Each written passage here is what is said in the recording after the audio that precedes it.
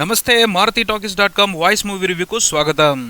దేనికైనా ready cinema విజయం ఇచ్చిన లెక్కలు కందని హార్స్ పవర్ ఉత్సాహంతో డీ సెంటిమెంట్ను వెంటేసుకుని బ్రహ్మానందాన్ని తోడు తీసుకుని మరోసారి సక్సెస్ వైపు దూసుకెళ్తా అంటూ ఈ వారం థియేటర్లకు వచ్చాడు మంచు విష్ణు. వివాదాలను కూడా తనకు అనుకూలంగా మార్చుకుని మంచి హిట్ సాధించిన దేనికైనా రెడీ సినిమా విష్ణులో పెరిగిన ఆత్మవిశ్వాసానికి ప్రధాన కారణంగా కనిపిస్తుంది.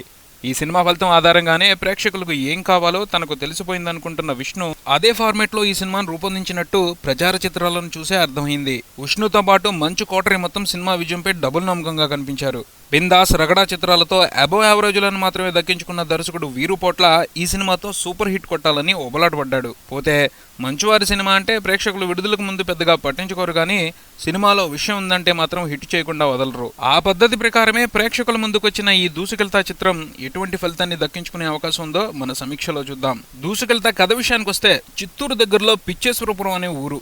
ఆ ఊరిలో మోతాదుకు మించి పిచ్చోళ్ళు. వాళ్ళలో ఒక A1 రకం తిక్కోడున్నాడు. వాడే మన హీరో. వాడిని క్లోజ్ ఫ్రెండ్స్ అందరూ చిన్న అని పిలుస్తారు, లూజ్ ఫ్రెండ్స్ వెంకటేశ్వరరావు అని పిలుస్తారు, వాడి నాన్న యదవ అని పిలుస్తుంటాడు. మన వీళ్ళని బట్టి మనం కూడా ఎలా కావాల్సి వస్తే అలా పిలుచుకోవచ్చు. వీడి జీవితానికి ఒక లక్ష్యం ఉంది, చేసే పనికి ఒక సూత్రం ఉంది. వాడి లక్ష్యం చిన్నప్పుడు తన పిర్ర మీద వాత పెట్టిన నాన్నకు ఎప్పటికైనా అక్కడే వాత పెట్టాలన్నది. సూత్రం విషయానికి వస్తే, వాడికి ఎవరైనా సాయం చేస్తే వాళ్లకు ఎదురు సాయం చేసేంత వరకు నిద్రపోడు, పక్కన వాళ్ళని నిద్రపోనీడు. లక్ష్యం చిన్నదే కాబట్టి సూత్రాన్ని ఆధారంగా చేసుకుని ఈ సినిమాను నడిపించేస్తాడు. జీవితంలో తనకు 2 సార్లు సాయం చేసిన చిన్ని అలియాజ్ అలైకెకు ఉన్న కష్టాలన్నింటినీ చిన్న ఎలా తీర్చాడు అన్నది సింపుల్ గా ఈ సినిమా కథ. విశ్లేషణ విషయానికి వస్తే, కథ చెప్పుకోవడానికి సింపుల్ గానే ఉన్నా దానిని కమర్షియల్ సినిమాగా చూపించేందుకు కావాల్సిన అంశాలను తన తెలివితేటలకు పని చెప్పకుండా ఫార్ములాకు అనుగుణంగా చొప్పించి దూసుకెళ్తాను మమ అనిపించాడు ఈ చిత్ర దర్శకుడు. సినిమా మొదటి పావుగంట ఓహో అన్నట్టుంటుంది. ఆ పార్ట్ వరకు చూసేప్పటికీ ఈ సినిమా డి దేనికైనా రెడీ సినిమాలను మించి అద్భుతంగా ఉంది అన్న అనుభూతి కలుగుతుంది. కానీ హీరోయిన్ ఇంట్రడక్షన్ తో సినిమా అసలు రంగు బయటపడుతుంది. అక్కడి నుంచి సినిమా అయిపోయే వరకు ఒకటే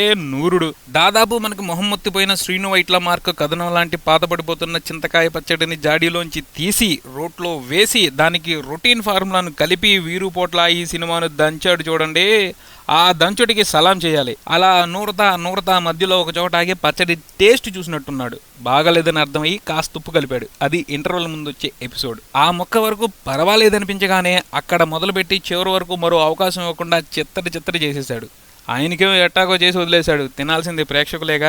అక్కడక్కడ రుచి తగులుతున్న రోజు ఒకటే రకం కూర అన్నట్టు ఈ మొహమ్మొత్తే పచ్చడిని మొహమాటానికి తినాల్సిందే కానీ మనస్ఫూర్తిగా ఆస్వాదించలేం. సినిమాలో బేసిక్ గా కొత్తదనమే కనిపించదు. చివరికి బ్రహ్మానందం కామెడీ కూడా ఇంతకు ముందు చూసేశాం కదా అన్న ఫీలింగ్ కలిగిస్తుంది. దర్శకుడు విష్ణు లావణ్యాల మధ్య లవ్ ట్రాక్ కోసం కొంచెం ఫ్రెష్ పాయింట్ తీసుకున్నాడు. కానీ దానిని వైవిధ్యంగా చెప్పకపోవడంతో అది కాస్త తేలిపోయింది. మొదటి సగం వరకు ఈ ఒక్క అంశమే కాస్త ప్రయత్నించారులే అని మెచ్చుకోబుద్ధిస్తుంది. ఇక రెండో సగం అయితే డీ రెడీ దేనికైనా రెడీ వగేరా సినిమాల తరహాలోనే మూసాగా సాగిపోతుంది. ఈ మధ్య తెలుగు సినిమాల్లో కథను చెప్పడం మానేశారుగా. ఓ కథ అనుకుని దానిని పక్కన పెట్టి కామెడీ చేయటమే ఇప్పటి ట్రెండ్. అలా చూసుకున్నా వీరు పోట్ల ఈ సినిమాలో చూపించిన రొటీన్ కామెడీ అస్సలు సరిపోలేదని చెప్పాలి. వీరు పోట్లలో కూడా శ్రీను వైట్లను అనుకరించాలనే తపనే కనపడింది. ఓ వ్యక్తి నుండి స్ఫూర్తి పొందడం వేరు, వ్యక్తిని అనుకరించడం వేరు. అనుకరణ ఎప్పుడూ ఒరిజినల్ కంటే గొప్పగా అనిపించదు. అలానే ఈ సినిమా శ్రీను వైట్ల సినిమాల తరహాలోనే ఉంది కానీ ఆ స్టాండర్డ్స్ ను అందుకోలేకపోయింది. మొత్తంగా దూసుకెళ్తా సినిమా గురించి చెప్పాలి అంటే అది చెత్త సినిమా అయితే కాదు, అలానే సూపర్ కూడా కాదు. రొటీన్ వినోదం అందించే ఒక రెగ్యులర్ సినిమా. నటీనటుల అభినయం విషయానికి వస్తే, విష్ణు నటనలో వైవిధ్యం కనిపించదు. తనకేం తెలుసో అదే చేసి చూపించాడు. డ్యాన్స్ల వరకైతే మహా కష్టపడిపోయాడు. ఎంతలా అంటే పాటల్లో స్టెప్పులు కాకుండా ఆ కష్టమే కనబడుతుంది. దర్శకుడు కూడా విష్ణువుని సరిగా వినియోగించుకోలేదు అని అర్థమవుతుంది. లావణ్యకు మంచి పాత్ర దక్కింది కానీ ఆ పాత్రకు ఆమె సరిపోలేదు. ఫిజిక్ పరంగా కానీ యాక్టింగ్ పరంగా కానీ ఆమె ఇంకా చాలా ఇంప్రూవ్ అవ్వాలి. వీరబ్రహ్మంగా బ్రహ్మి అవకాశాన్ని బట్టి నవ్వులు బాగా పండించాడు. విలన్ గా హిందీ నటుడు పంకజ్ త్రిపాఠి తెలుగుకు పరిచయం అయ్యాడు. అతని నటనలో ఈజ్ ఉంది కానీ ప్రత్యేకమైన విలన్ గా అయితే కనిపించలేదు. అంటే అలాంటి విలన్ తెలుగులో లేడా అని మనం దర్శకుడిని అడగొచ్చు. కోట అలీ, ఆహుతి ప్రసాద్, రావు రమేష్ సహా మిగతా నటులు వారి పాత్రలకు తగ్గట్టు బాగానే నటించారు. వీరుపోట్ల దర్శకుడిగా పాస్ మార్కులు వేయించుకున్నాడు. అన్ని సాంకేతిక విభాగాలను బాగా ఉపయోగించుకున్నాడు. కానీ దర్శకత్వం అంటే పాస్ అవడానికి పెట్టే పరీక్ష కాదు, అదో సృజనాత్మకమైన పని. దాంట్లో ఎవరి టాలెంట్ వాడిదే. అంతేగాని పుస్తకాల్లో చదువుకొచ్చిన సబ్జెక్టునో పక్కోడి పేపర్లో కాపీ కొట్టో పరీక్ష రాయటం కాదు సినిమా తీయటం అంటే.